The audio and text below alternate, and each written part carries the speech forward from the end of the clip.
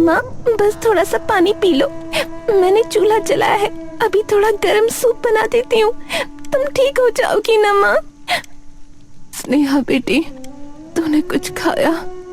हमारी चिंता मत कर, तू बस अपनी किताबें संभाल कर रख, कल तेरी परीक्षा है ना। बेटा बेटा, ये बुखार मेरा शरीर तोड़ रहा है, लेकिन तू मत टूटना बिटिया। हमने अपनी पूरी जीवन की कमाई तेरे बस्ते और किताबों में लगा दी है। तू इस गांव से बाहर निकलना। यहाँ इलाज नहीं, सिर्फ मौत मिलती है बेटा। पिताजी, मैं कहीं नहीं जाऊंगी, मैं शहर के बड़े डॉक्टर को बुलाकर लाती हूँ, वो आपको सुई लगाएंगे तो आप कल सुबह तक ठीक हो जाएंगे।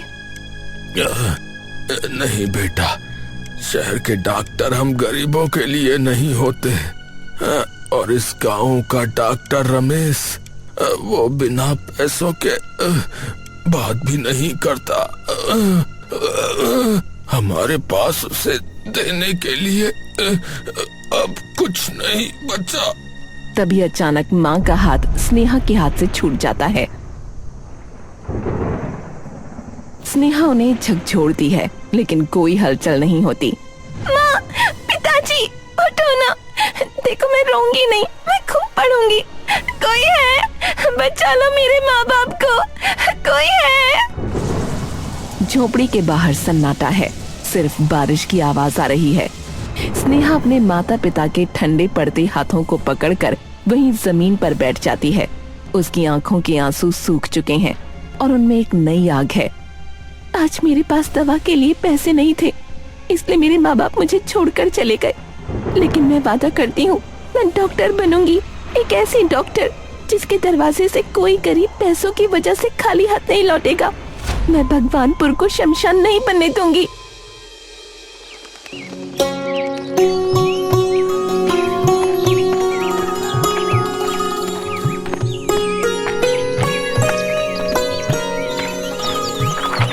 स्नेहा कड़ी मेहनत करती है, छात्रवृत्ति पाती है।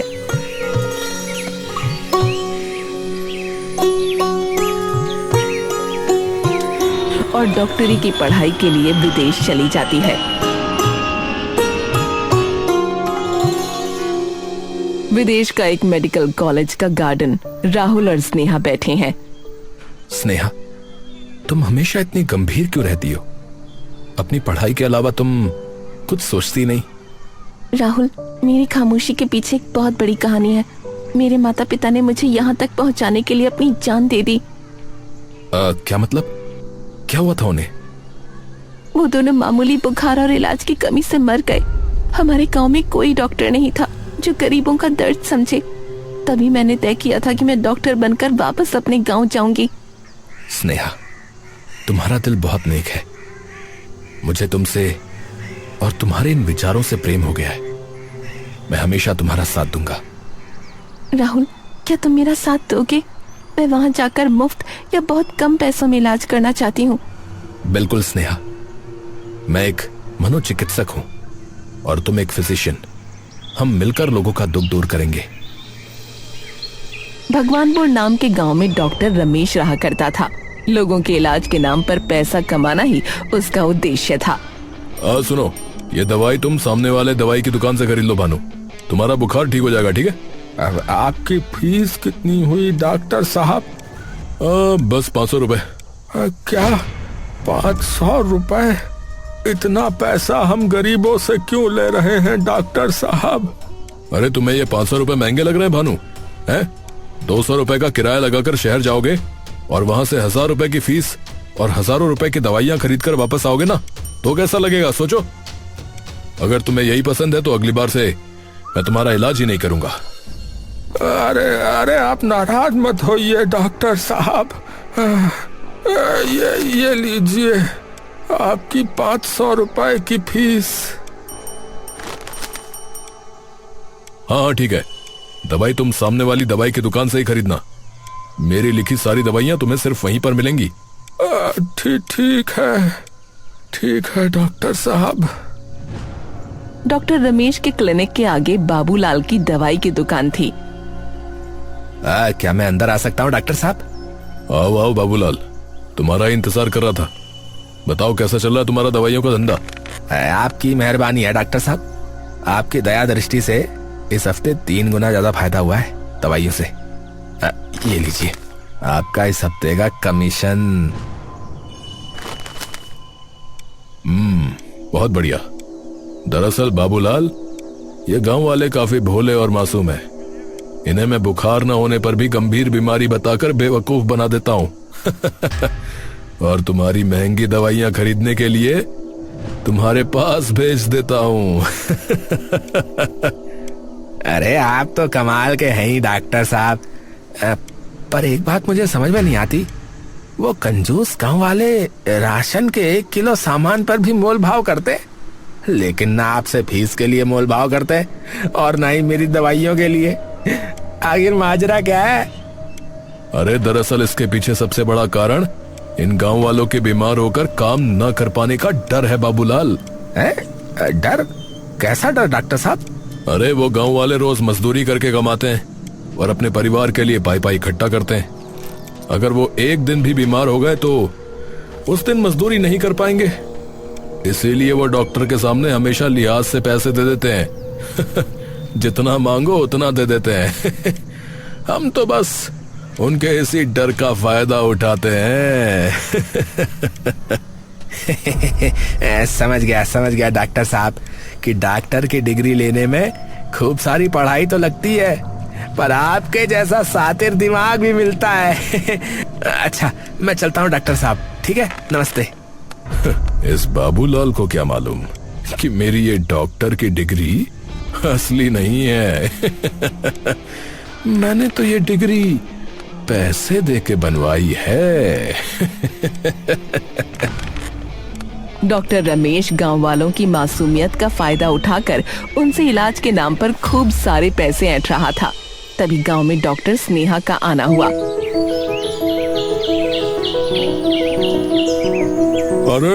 अरे कुछ सुन रहे हो भानु? अरे गांव में एक नई डॉक्टर साहिबा आई है। अरे बहुत ही सस्ता इलाज कर रही भैया। हाँ अरे भाई 50 रुपए मात्र उनकी फीस है और वो दवाई भी खुद ही देती हैं, वो भी मामूली पैसों में। क्या बस 50 रुपए फीस लेती हैं? सच कह रहे हो रामबली? अरे भला मैं झूठ क्यों बोलने लगा भानु, अभी कल ही अम्मा को उनके पास से दिखा कर लाया हूँ। यकीन नहीं करोगे तुम, लेकिन 100 रुपए में फीस भी हो गई और उनकी दवाई भी भैया। अरे इतना सस्ता इलाज भी भला कोई कर सकता है क्या? अभी कल ही तो डॉक्टर रमेश ने पूरे 800 का इलाज किया था मेरा। अरे कुछ बात होगी तभी तो इतना सस्ता इलाज कर रही है वो, और अम्मा भी उनकी दवा से बिल्कुल ठीक हो गई है। हाँ अच्छा, नई वाली डॉक्टर साहिबा का नाम क्या है भैया? उनका नाम हाँ डॉक्टर स्नेहा नाम है उनका। अरे वो बड़े तालाब के पास उनकी क्लिनिक जो है अभी नई खुली है भाई।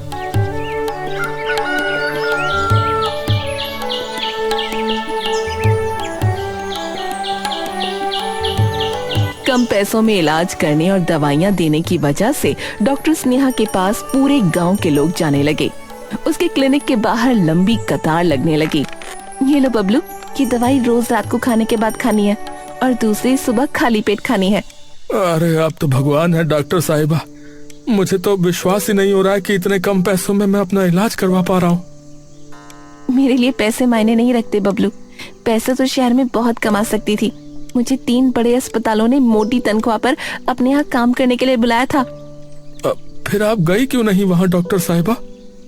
मैंने गांव से निकलकर शहर तक पहुँचने और वहाँ डॉक्टर बनने की पढ़ाई करने के लिए बहुत मेहनत की है। दरअसल मेरे माँ पिताजी मुझे पढ़ाने के लिए अपनी सभी सुख सुविधाओं से कटौती करने लगे थे। वो थोड़ा बहुत बुखार और बीमारी सह लेते थे पर अपना इलाज नहीं करवाते थे, क्योंकि मुझे पढ़ाने के लिए उन्हें पैसे इकट्ठे करने थे। इसी कश्मकश में एक दिन दोनों ही गंभीर बीमारी से चल बसे। तब मुझे समझ आया कि गांव वालों के लिए सस्ते इलाज की क्या अहमियत होती है। अगर गांव में कोई सस्ता इलाज उपलब्ध होता तो आज मेरे माँ बाप भी जिंदा होते। अरे, आपकी कहानी सुनकर बहुत दुख हुआ डॉक्टर साहिबा। वाकई आप बहुत नेक काम कर रही हैं। ज्यादा परेशान होने की जरूरत नहीं है। ये दवाई 3 दिनों की है, उसके बाद एक बार आकर मुझे दिखा देना, ताकि मुझे यकीन हो जाए कि तुम पूरी तरह ठीक हो चुके हो। अच्छा ठीक है डॉक्टर साहिबा, मैं चलता हूँ, नमस्कार। 3 दिन बाद ध्यान से दिखाने आ जाना बबलू। वापस देखने की मैं कोई फीस नहीं लूंगी। डॉक्टर स्नेहा के सस्ते इलाज की वजह से डॉक्टर रमेश के क्लिनिक पर मरीजों का आना कम हो गया। बाबूलाल की महंगी दवाइयां भी बिकनी बंद हो गईं। अरे ये क्या हो गया डॉक्टर साहब, ये क्या हो गया? अरे वो कल की आई उस शहरी डॉक्टर ने तो हमारा धंधा ही पूरा चौपट कर दिया। सही कह रहे हो बाबूलाल, मरीज तो आ ही नहीं रहे मेरे पास। उस सस्ते इलाज वाली डॉक्टर स्नेहा की वजह से।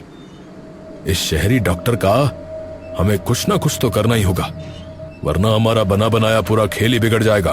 सही कह रहे हो डॉक्टर साहब, इस शहरी प्यादे को ठिकाने तो लगाना ही होगा।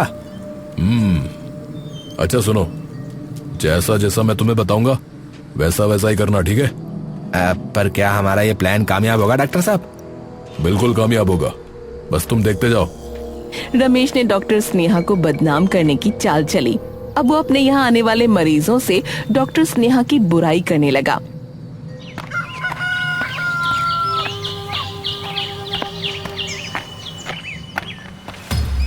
नमस्कार डॉक्टर साहब, वो पिछली बार की दवा से आराम मिल गया था, आपने वापस बुलाया था इसलिए दिखाने चला आया।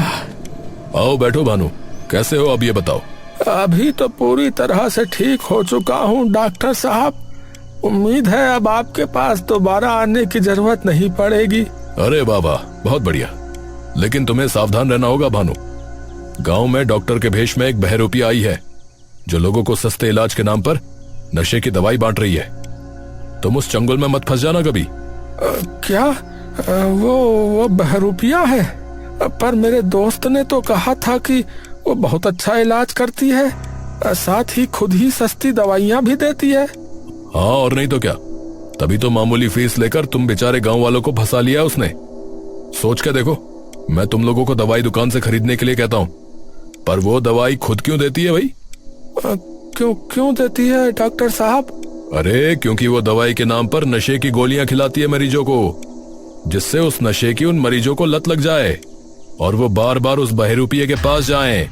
अच्छा, तभी उसके क्लिनिक के बाहर जो है लोग लंबी कतार लगा कर खड़े रहते हैं। बेचारे सब नशे की लत में आ गए। हाँ, इसीलिए तो कह रहा हूँ कि भानु तुम भी संभल कर रहना और अपने साथियों को भी उस बहरूपिये से बचने की हिदायत देना, समझे? अरे मैं न जाने कितने सालों से तुम लोगों का इलाज कर रहा हूँ, मेरी दवाइयों से तुम लोग सिर्फ ठीक ही हुए हो। मैंने कभी नशे की गोली देकर तुम लोगों को मारने की कोशिश नहीं की।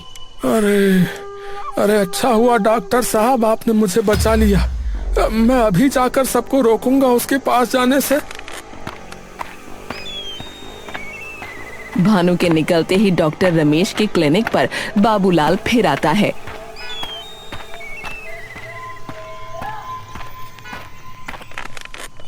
क्या हुआ डॉक्टर साहब, कुछ बात बनी? मैं जो प्लान बनाऊं वो कामयाब ना हो, ऐसा कभी हो सकता है? अरे पर हुआ क्या, मुझे भी तो बताइए। मैंने उस भानु को हमारी नशे की गोली वाली कहानी सुना दी। अब वो खुद जाकर सारे गांव वालों को उस शहरी डॉक्टर के खिलाफ भड़का देगा।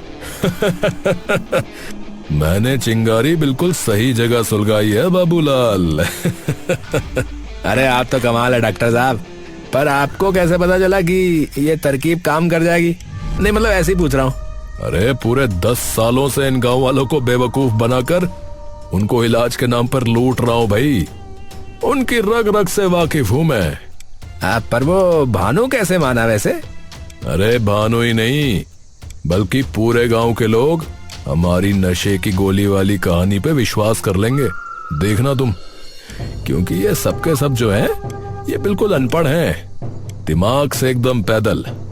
उन्हें जब दवाइयों के नाम ही नहीं पढ़ना आता है तो मैं जो बोल रहा हूँ उस पर विश्वास करने के सिवाय उनके पास कोई रास्ता ही नहीं है। अरे वाकई आपने कमाल ही कर दिया डॉक्टर साहब, कमाल हो आप, मान गया आपको। डॉक्टर रमेश की कही बात को भानु ने पूरे गांव में आग की तरह फैला दिया। अरे बबलू, ए बबलू, अरे वो भानु क्या बता रहा था भाई? ए भाई, सुना नहीं क्या तुमने? हाँ, मैंने तो नहीं सुना। क्या बता रहा था भानु? अरे तुम अपना इलाज करवा रहे हो ना उस नई डॉक्टर साहिबा से, हैं? वहीं जा रहे हो ना?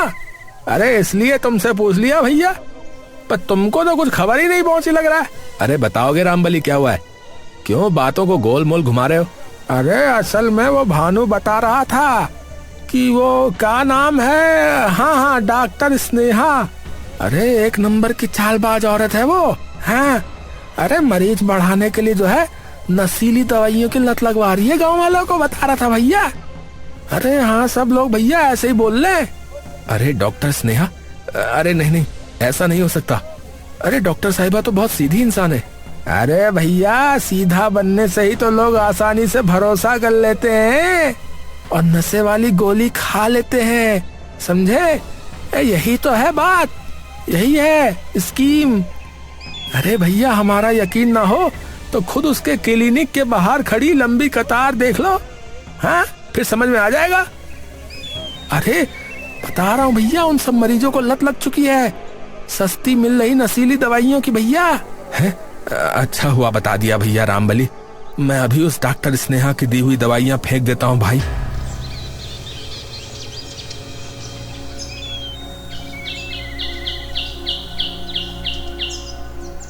डॉक्टर रमेश की फैलाई अफवाह से डॉक्टर स्नेहा के क्लिनिक पर मरीज जाने बंद होने लगे। आजकल मरीज आने बंद से हो गए हैं, आखिर बात क्या हो सकती है? वो बबलू भी दोबारा दवाई लेने के बाद दिखाने नहीं आया। उसके घर ही चलकर देखती हूँ आखिर बात क्या है।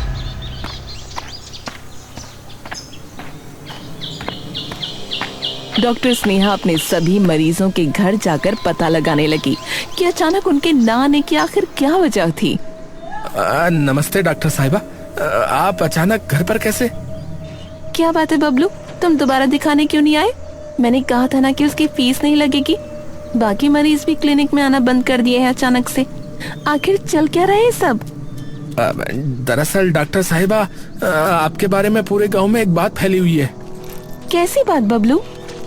यही कि आप जो दवाइयाँ देती हैं वो नशे की दवाइयाँ हैं, ताकि आप मरीजों को बार बार अपने पास बुला सके। हम सब बहुत गरीब हैं डॉक्टर साहिबा। अब ये बात सच है कि झूठ नहीं मालूम, मगर डर तो सबको लगता है। इसी डर से मैं दोबारा नहीं आया। मतलब सस्ती इलाज और सस्ती दवाइयाँ देकर लोगों की सेवा का ये फल मिल रहा है मुझे? चलो कोई बात नहीं, इसमें तुम सबकी कोई गलती नहीं है। तुम लोग तो दवाओं का नाम तक नहीं पढ़ सकते, भला तुम लोगों को मैं यकीन भी कैसे दिला पाऊंगी? बबलू की बातें याद करके अचानक से डॉक्टर स्नेहा के सर में दर्द उठा और वो बेहोश हो गई।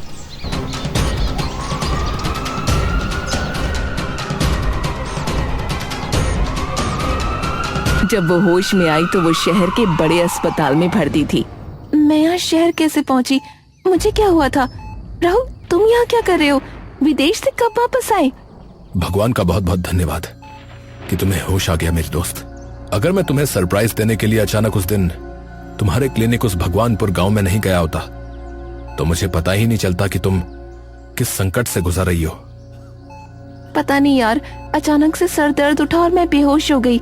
डॉक्टर ने बताया कि तुम अब वापस उस गांव में कभी नहीं जा सकती, क्योंकि तुम्हारे माता पिता की तरह तुम्हें भी वही बीमारी हो चुकी है जिनसे उनकी जान गई थी। मुझे पता है राहुल, शायद तुम भूल रहे हो कि मैं भी एक डॉक्टर हूँ। तो तुम अपना ख्याल क्यों नहीं रख पाई फिर? अब मैं तुम्हें उस गांव में दोबारा वापस नहीं जाने दूंगा। मैंने गांव जाकर जब तुम्हारा पता पूछा तो उन एहसान फरामोश लोगों ने न जाने क्या क्या बताया तुम्हारे बारे में। इसमें उन गांव वालों की कोई गलती नहीं है राहुल। वो बेचारे तो दवाई का नाम भी नहीं पढ़ सकते। जरूर उनके कान भरे हैं किसी ने। क्या कहा? ओह, अगर ऐसी बात है तो मैं खुद जाकर इसका पता लगाऊंगा।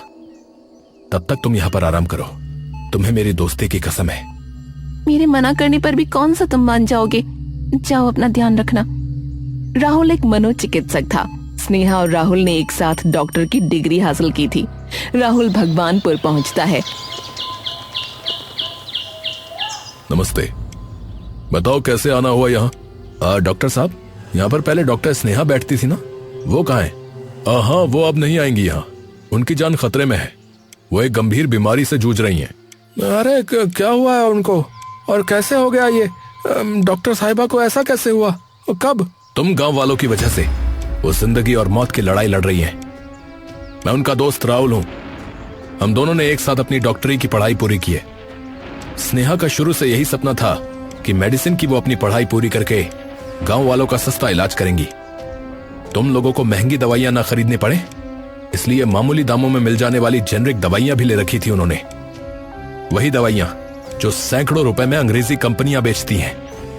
लेकिन उन्हीं जेनेरिक दवाइयों को नशे की गोलियां समझकर तुम लोगों ने उनके बारे में अफवाह उड़ाई और स्नेहा इस बात का तनाव नहीं झेल पाई और गंभीर बीमारी ने उन्हें जकड़ लिया। आज वो अस्पताल में है। राहुल बाबू, मैं बहुत शर्मिंदा हूँ, बहुत शर्मिंदा हूँ। पर वो सब छोड़िए, ये बताइए कि कैसे आना हुआ आपका? अब मैं क्या बताऊं डॉक्टर साहब, 2 दिन से उल्टी दस्त रुकने का नाम ही नहीं ले रहे। सबसे बड़ी बात तो यह है कि यह हाल सिर्फ मेरा ही नहीं, पूरे गांव के लोगों का हुआ है। मानो अचानक से उल्टी दस्त की बीमारी की लहर फैल गई हो पूरे गांव में। उस डॉक्टर रमेश ने 2 दिन में पूरे 3000 की दवाइयां कर डाली, पर कोई राहत नहीं है। सबके साथ यही हाल है।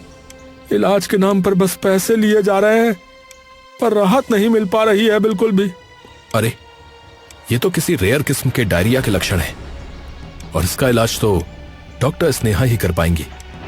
उन्होंने इसी बीमारी पर अपनी रिसर्च की है, पर अफसोस कि तुम लोगों ने उन्हें इस लायक भी नहीं छोड़ा।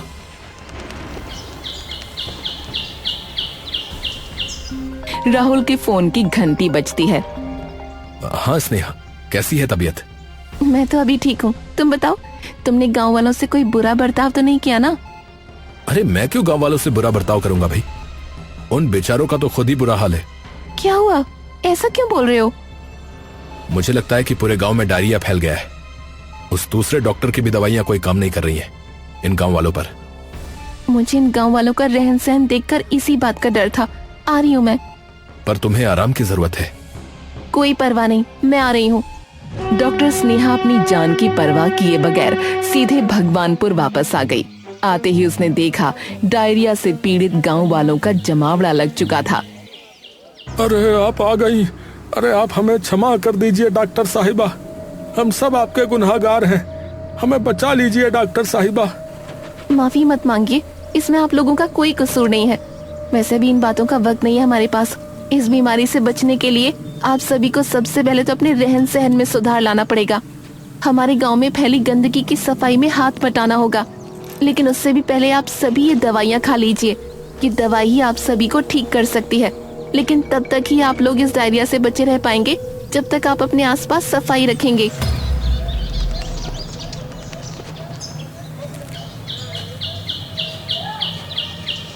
डॉक्टर स्नेहा की दवाई ने सभी गांव वालों को डायरिया से मुक्त कर दिया, लेकिन उनकी गंभीर बीमारी ने डॉक्टर स्नेहा को उन गांव वालों से हमेशा के लिए दूर कर दिया।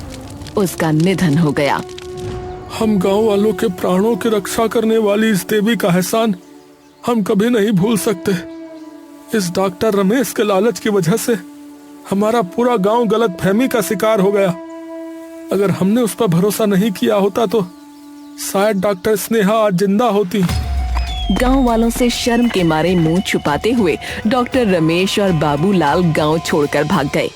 डॉक्टर स्नेहा को स्मृतियों में हमेशा जीवित रखने के लिए सब गांव वालों ने मिलकर एक अस्पताल बनवाया, जिसका नाम डॉक्टर स्नेहा के नाम पर निःशुल्क सेवा रखा गया।